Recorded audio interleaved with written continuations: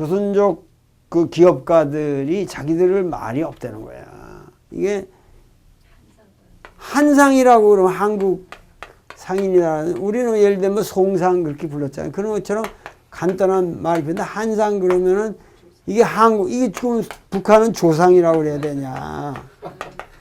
그러니까 이게 참 여러 가지로 이게 어렵다. 그래서 말을 맺는 게 이 사람들이 단상이라는 말을 만들었다고. 자기들 이제 단상으로 부르기로 하겠다. 단군에, 응? 그래서 좋다. 그래서 내가 이거를 그 전각 글씨로 전서로 단상을 크게 써줬죠. 도올 선생님께서 우리 단상이라는 말을 이제 인가를 해주셨다. 앞으로 전체 모든 역사에서 모든 이제 치고는 단상으로 간다. 이건 좋은 것 같아요. 그래서 내가 단상을 써주고 홍익인간이라고 이렇게 써줬지. 단상은 널리 인간 세상을 이롭게 하라. 단상 홍익인간이라는 거를 아주 멋있게 써주고, 그랬고 나니까는 뭐 10시 가까이 되고 밤 이렇게 지쳤는데 그날 하루 종일 그냥 어마어마한 산행을 하고 또 이걸 쓰고 식사도 못했죠. 뭐 다 문을 닫았다는 거예요. 인류 음식점. 근데 여러분들 꼭 대련에 가시게 되면은 기억을 하세요. 이 신동반은 서민 밤에 24시간 영업하는 거니까 그렇게 고급집은 아니란 말이에요. 근데 음식을 썩 잘해요. 하여튼 여기서 랍스터 이만한 거를 탁 그 회로 랍스터 회를 먹었는데, 여러분들 가시면 꼭 대련 신동방에 가서 랍스터 회를, 그리고 그 랍스터 회를 치고 난 거를 죽으로 끓여오는데 명품이에요. 그리고 거기서 나오는 음식들이 다 격이 있어요. 싸고. 여러분들이 가실 곳은 대련에 신동방. 대련에 가면 잊지 마세요. 신동방. 이게 보증타입니다. 이게. 보증타. 그래서 마지막 히트를 치고 그날 밤에 그 연락이 된다고 그러더라고요. 내 전각을 한 사람. 손승연이라고 하는 그 전각 대가하고 같이 식사를 했습니다.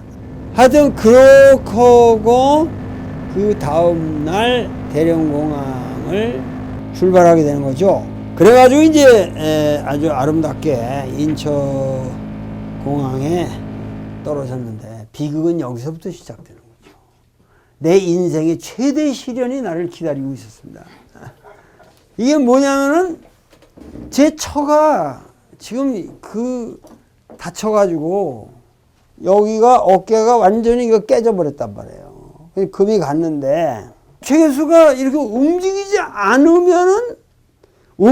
않는 상태에서 이게 심하게 아프다 그러면은 문제가 있는 거죠. 그러나 아무렇지 아프지 않으면은 이게 붓게 돼 있는 거예요. 내가 보기에. 나도 거기 의사가 그러더란 말이에요. 중국 의사가 가만히 있어서 안 아프면 뼈는 붓게 돼 있는 겁니다. 지금 크게 문제가 안 된 겁니다. 그리고 지금 크랙이지 이게 뼈가 떨어지거나 뭐 완전히 디슬로케이션이 됐다면은 이걸 잡아서 어떻게 못 받고 이래야 되지만 금이 간 거니까 이게 문제가 없을 거다 그러는데,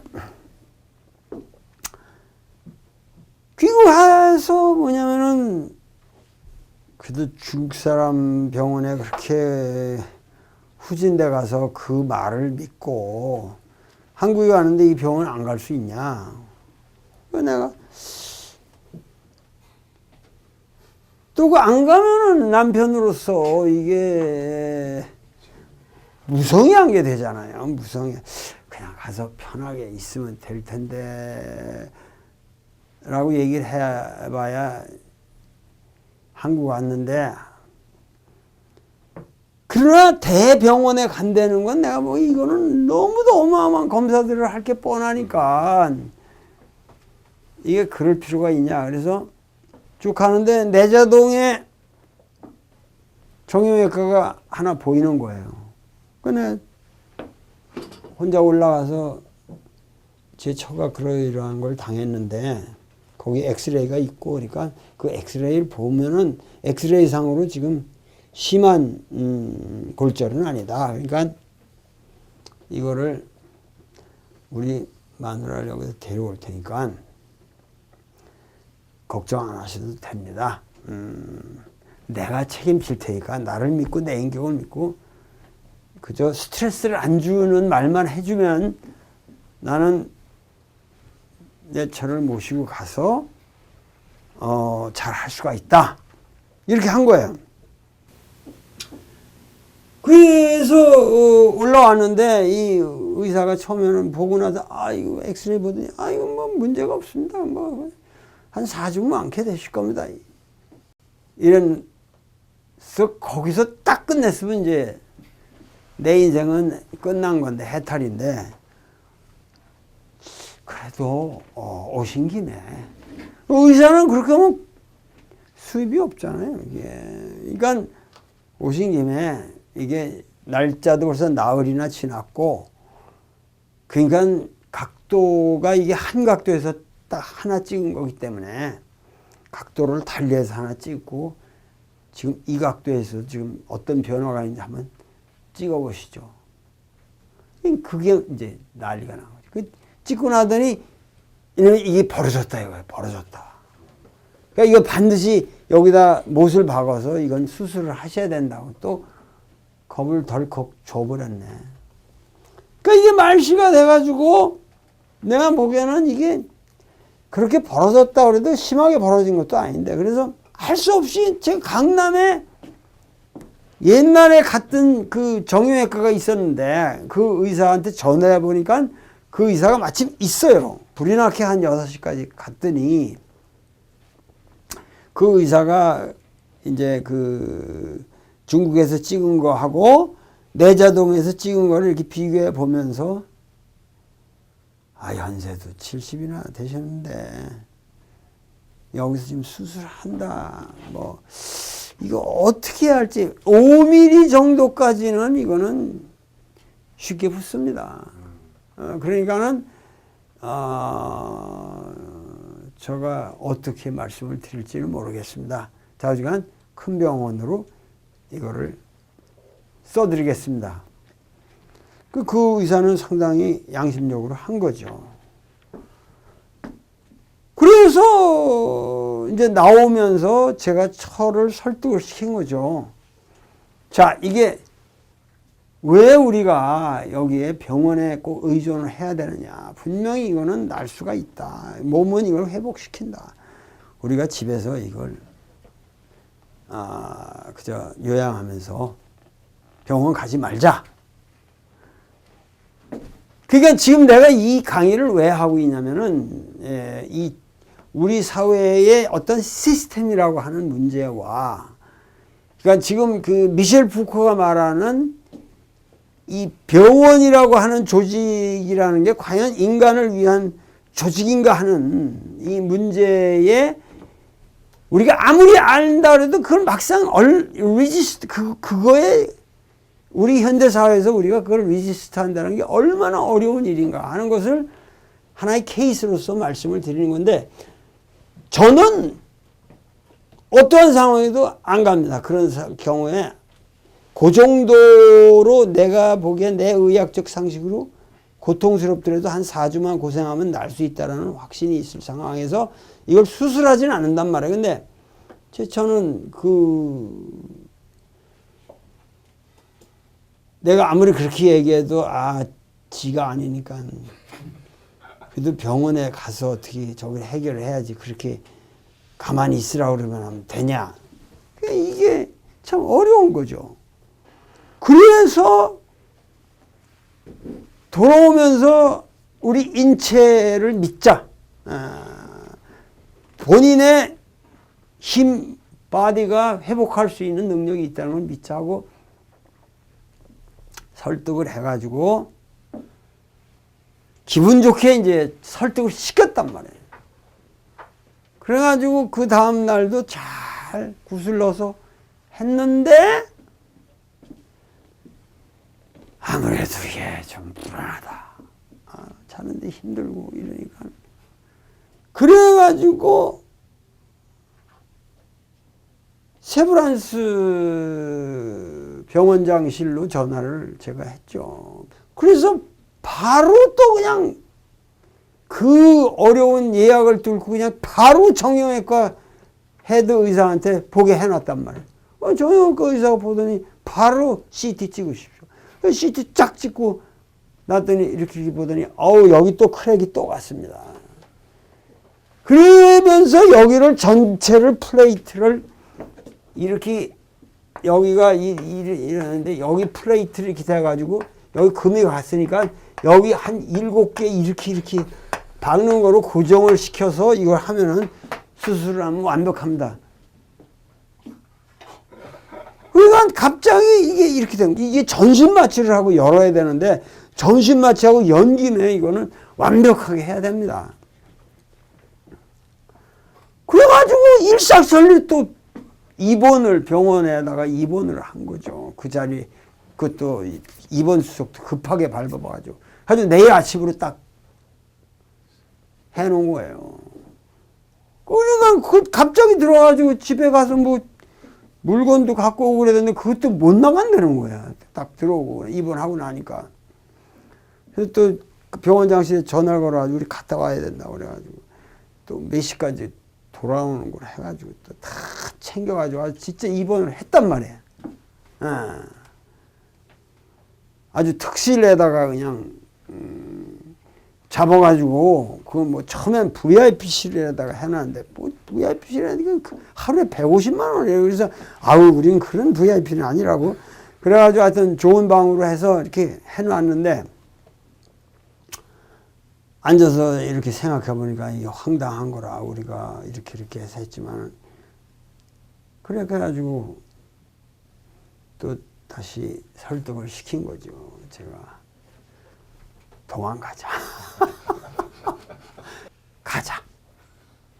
퇴원하라니까 퇴원이 또 얼마나 어려워요. 그래가지고 그걸 또 병원장한테 부탁을 그래가지고 결국은 병원에서 나왔다. 그래서 나는 미셸 부코의 승리를 구가했다.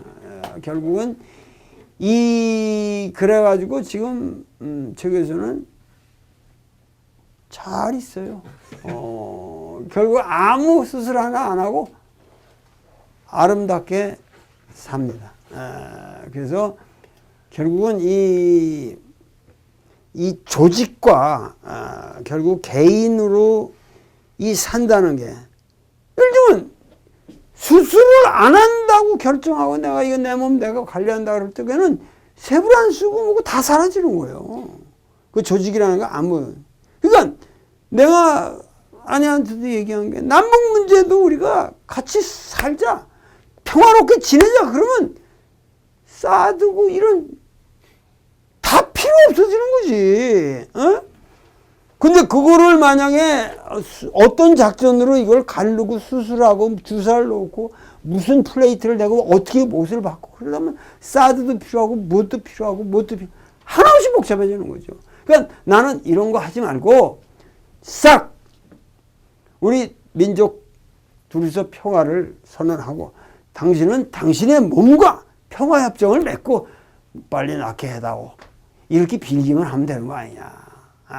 이게 정치사의 현실이나 이게 똑같은 거다. 당신 몸의 문제나. 그러니까 우리가 이 생각을 바꾸고 뭔가 우리가 더 책임있게 살면은 더 아름다운 사회를 만들 수 있는 거 아니냐. 아름다운 당신의 몸을 지킬 수 있는 것이다. 몸을 믿자. 지금은 이제 완벽하게 저도 나하고 동시에 같이 확신범이 됐습니다. 확신범이 됐는데 이것은 결국은 항상 인간은 위대할 수 있다. 아무리 사회제도가 거대하다 해도 인간은 자신의 결단에 의해서 위대할 수가 있다.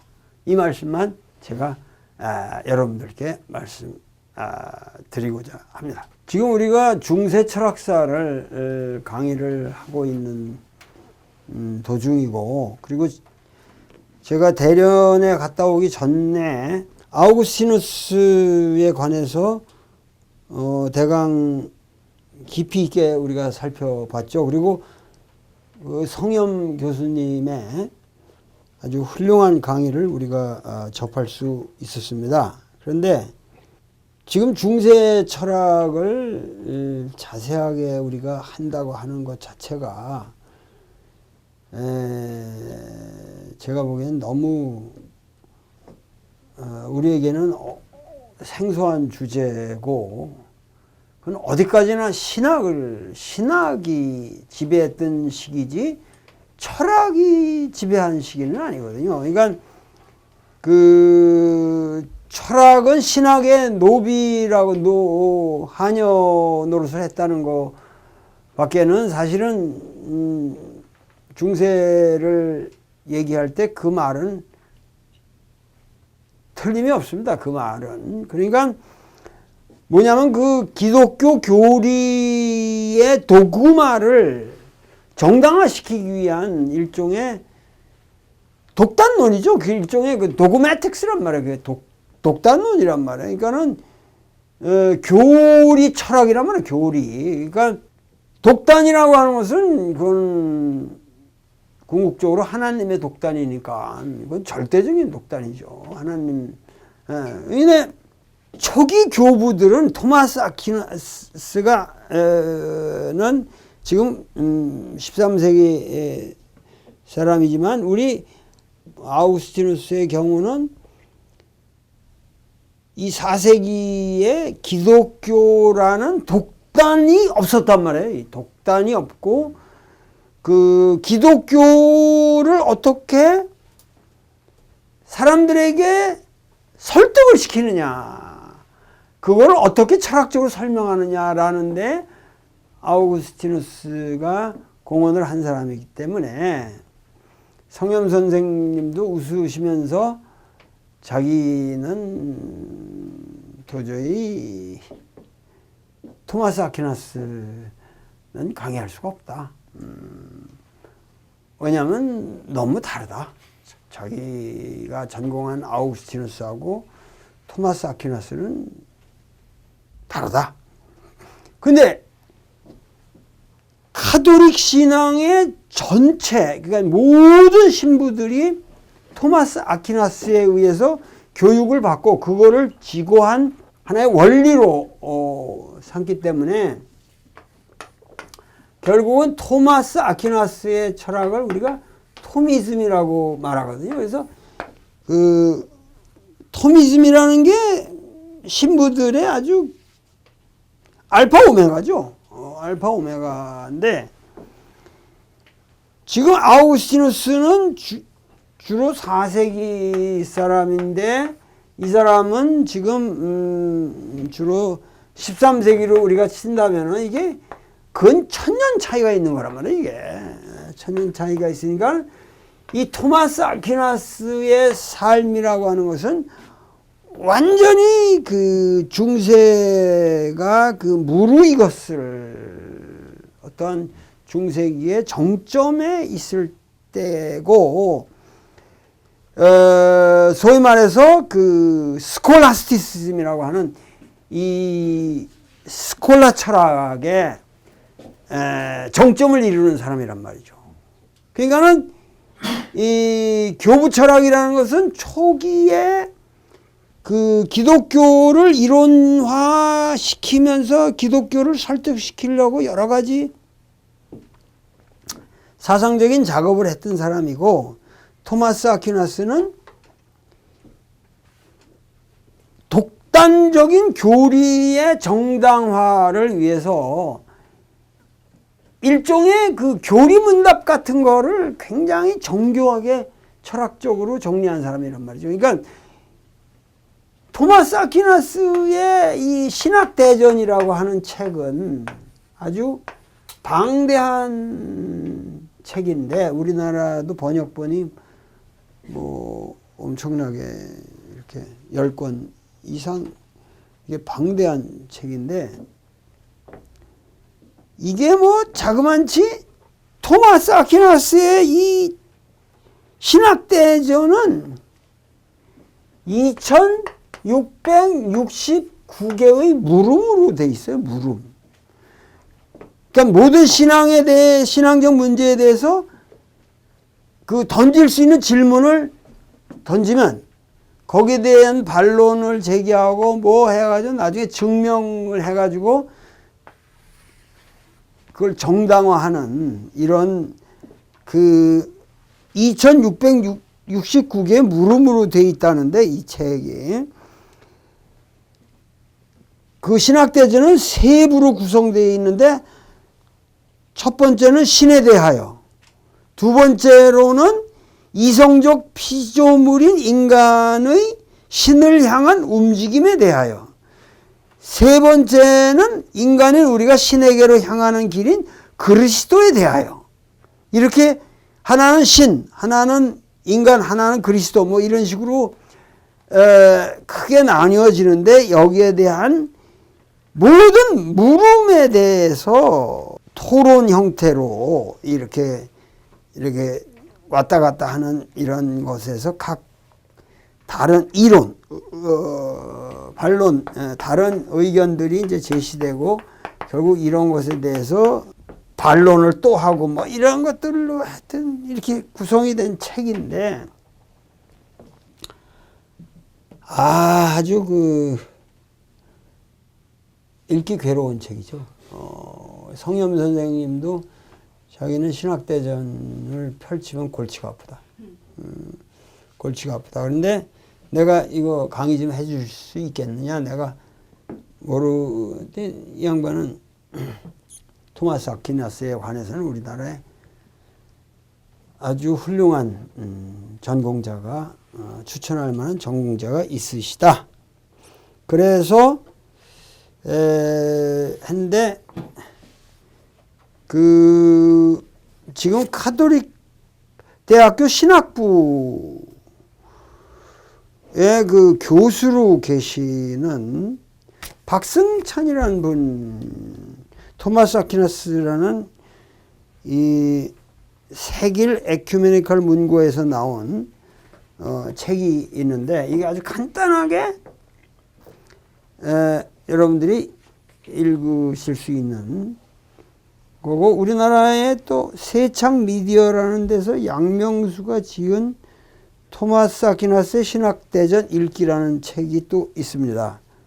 이런 책도 있고 뭐 일본 사람이 이나가키 료스케라는 사람이 쓴 토마스 아퀴나스 신학대전 새로 알기 이런 책도 있는데 제가 보기엔 이 책이 상당히 참신하고 좋은 책이라고 생각했는데 이거 내가 보기엔 엉터리입니다. 이건 별 간결하지만은 이 박승찬 교수의 이 책을 여러분들이 보시면은 도움이 크게 될 것 같은데 보통 철학과에서 중세 철학을 다룰 때 여러 사람들을 다룹니다만은 여러분들이 꼭 기억해야 할 사람은 역시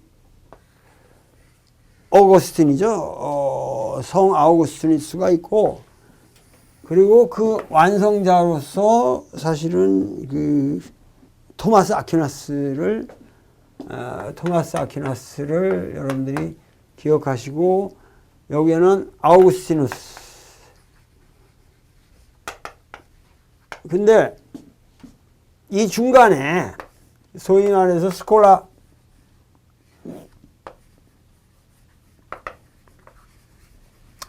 철학의 가장 대표적인 인물로서 항상 그 문제가 되는 사람, 여러분들이 꼭 기억할 게 철학계에서는 안셀무스예요, 결국. 여러 인물이 있는데 제일 유명한 사람이죠, 이게. 안젤무스. 그 안젤무스 철학이라는 게 그 유명한 크레도 우트 인텔리감이라고 하는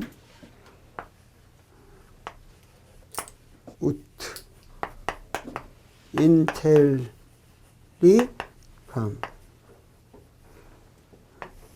크레도 우투 인텔리감이라는 얘기는 사실은 우리가 오거스틴 철학에서 이미 얘기했던 거죠.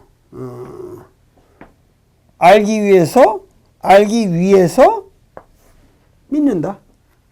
이게 사실은 아우구스티누스가 우리가 충분히 얘기가 된 건데, 이 사람에서 가장 유명한 게 뭐냐면 신의 존재론적 증명이라는 거거든요. 존재론적 증명. 이게 온톨로기셰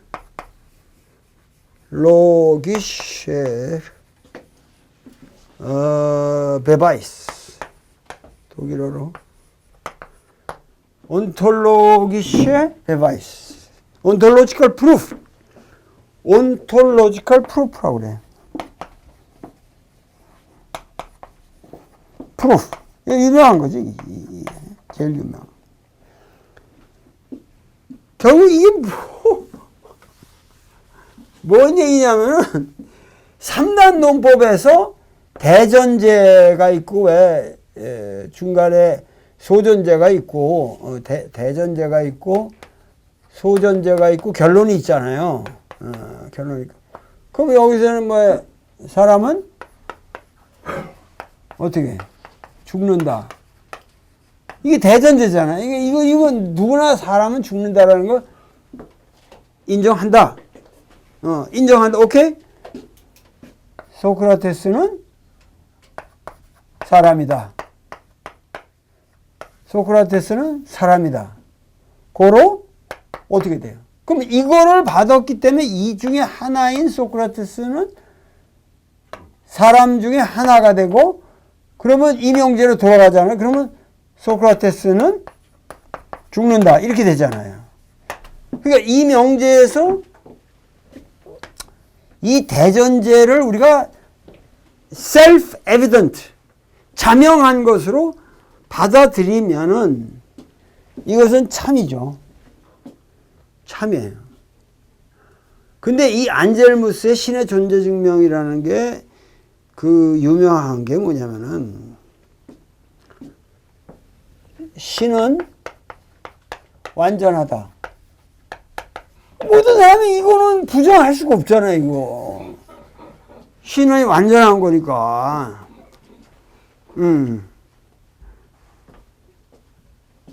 완전하다는 것은 뭐 반드시 어떻게 돼요? 존재성을 내포한다는 거예요. 존재성이 없으면 어떻게 완전하다는 거는 존재성을 내포해야 돼. 존재성을 포함해야 완전한 거 아니냐. 응? 존재성을 내포한다는 거지, 쉽게 얘기해서. 그러니까 존재성을 완전하다는 것은, 신은 God is perfect 그러면 말이야. God is perfect라고 그런다면. 퍼펙트 하기 때문에 반드시 이그지스타, 어떻게 존재하지 않는 것이 완전할 수 있냐. 고로 신은 존재할 수밖에 없죠. 존재한다. 이 신은 존재. 이게 유명한 안젤무스의 존재론적인 이건데, 그러니까 애초에 우리가 이 강의를 시작할 때 제일 처음에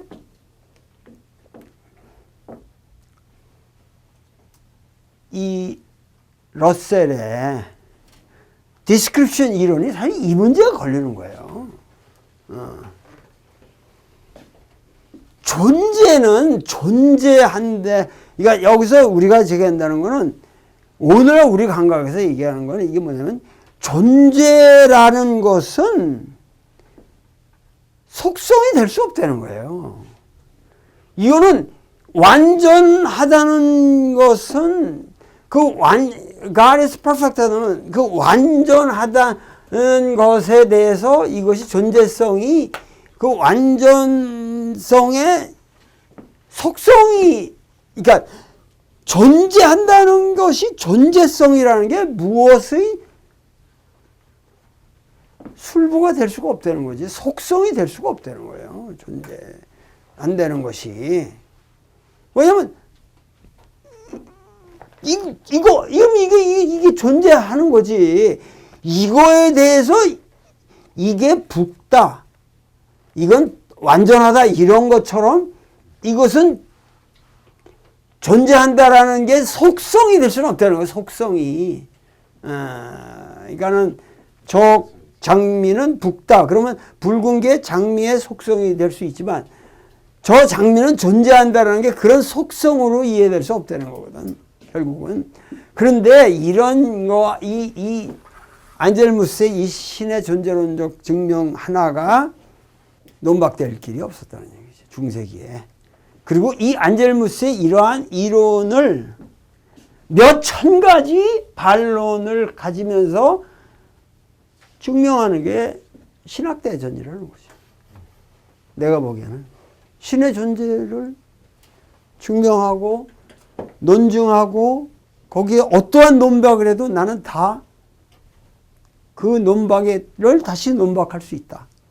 이걸 다 써놓은 거거든. 나는 이런 거를 매력을 느끼고 평생을 연구한다. 참 한국의 신부님들 존경합니다. 이게 존경합니다. 이런 작업을 하시는 분. 나 같으면 그런 신앙이 있다면 난 그냥 토마스 아퀴나스를 안 거치고 그냥 믿겠어요.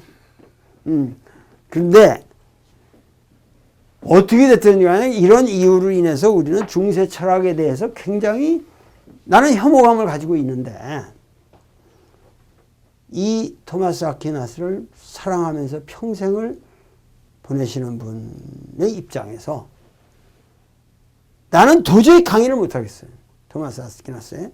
그러나 토마스 아퀴나스를 사랑하시는 분의 입장에서 어떻게 해서 토마스 아퀴나스를 그렇게 평생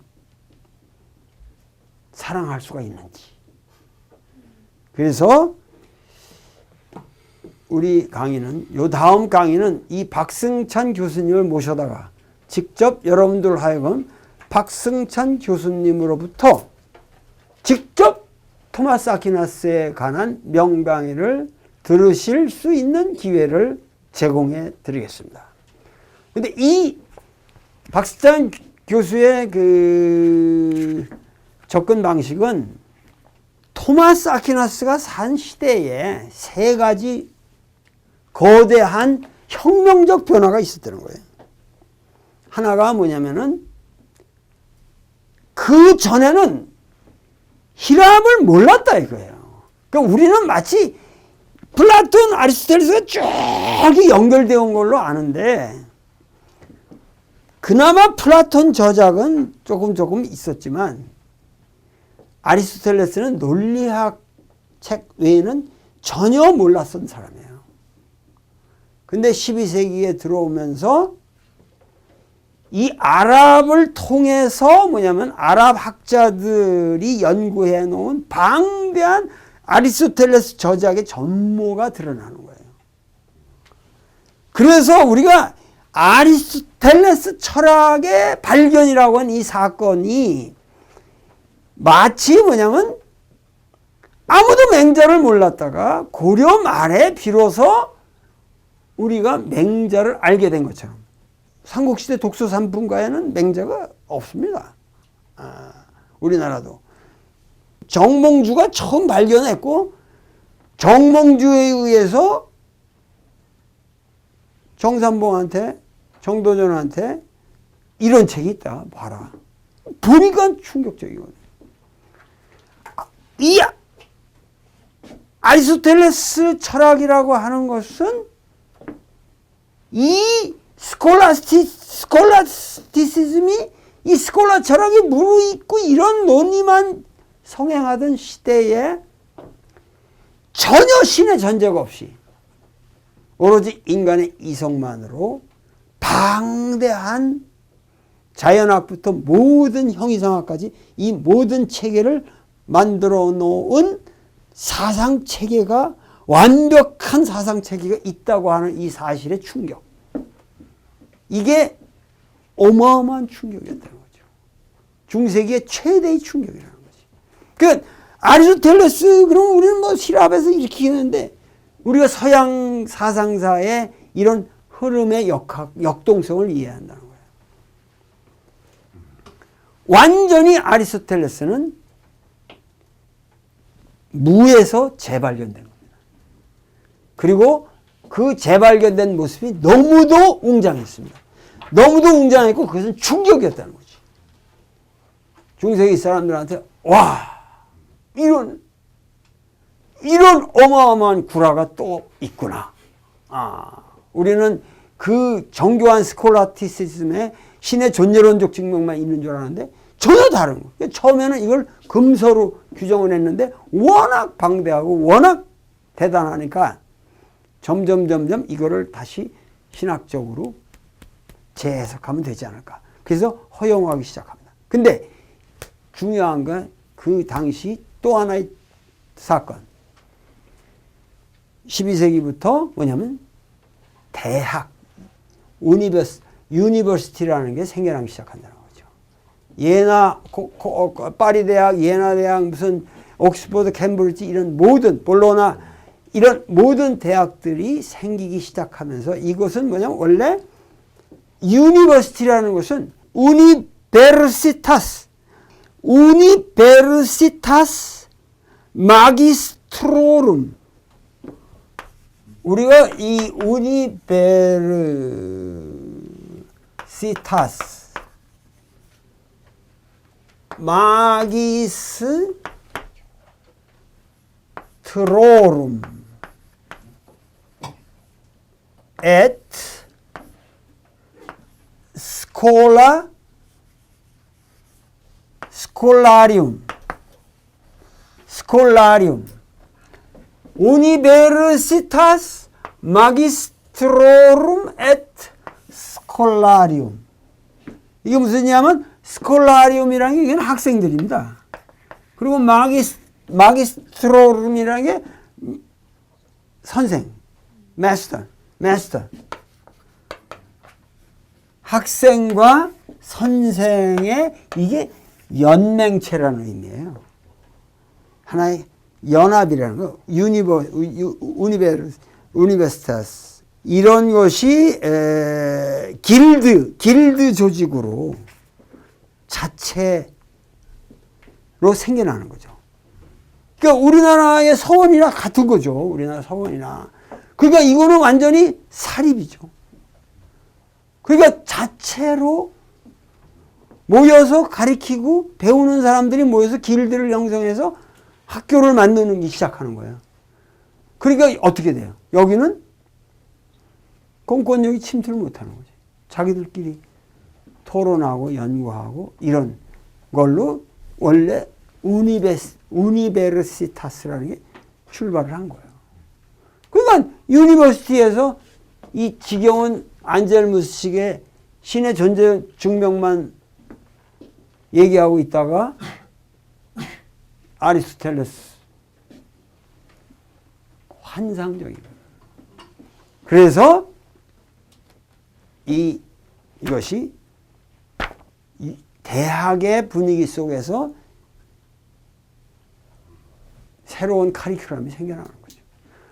그렇고 그때 그 시기가 바로 카톨릭의 이런 디노미네이션이 생겨나기 시작하는 시대. 수도회들이 독자적으로 프란시스칸, 도미니칸, 베네딕토 이런 것들이 생겨나기 시작하면서 독자적인 자기들 나름대로의 토론 수업 방식을 진행한 거죠.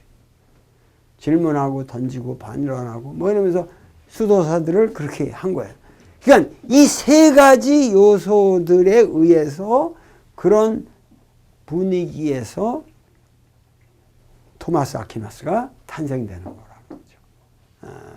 그러니까는 아리스토텔레스의 재발견, 그 다음에 대학의 성립, 그 다음에 수도회들의 성립. 이런 시대적 배경이 있었다는 걸 알아야 한다는 거예요. 그런 식으로 해서 우리는 이 서양 중세 사상이 과연 무엇인가 하는 것을 한번 공부할 필요가 있겠다. 다음 시간에 여러분들 이 중요한 중세기, 서양의 중세기가 과연 어떠한 세계였는가. 움베르토 에코의 그 중세기를 자세하게 묘사한 명저도 있습니다. 우리나라에 번역도 돼 있는데, 중세기를 오늘날 뭐 암흑시대다 이렇게 단순하게 보는 시각에서 벗어나서 과연 서양의 중세기가 뭐였는가. 우리가 고려에 대해서 잘 모르듯이 우리가 서양의 중세에 대해서도 너무 모르는 것이 아닌가. 그런데 박승찬 교수는 이 중세기의 진정한 전문가라고 말할 수 있는 거의 내가 보기엔 유일한 분 아닐까. 또 젊고 사람이 건강하고 그래서 우리가 모셔가지고 여기서 말씀을 들어보기로 하겠습니다. 감사합니다.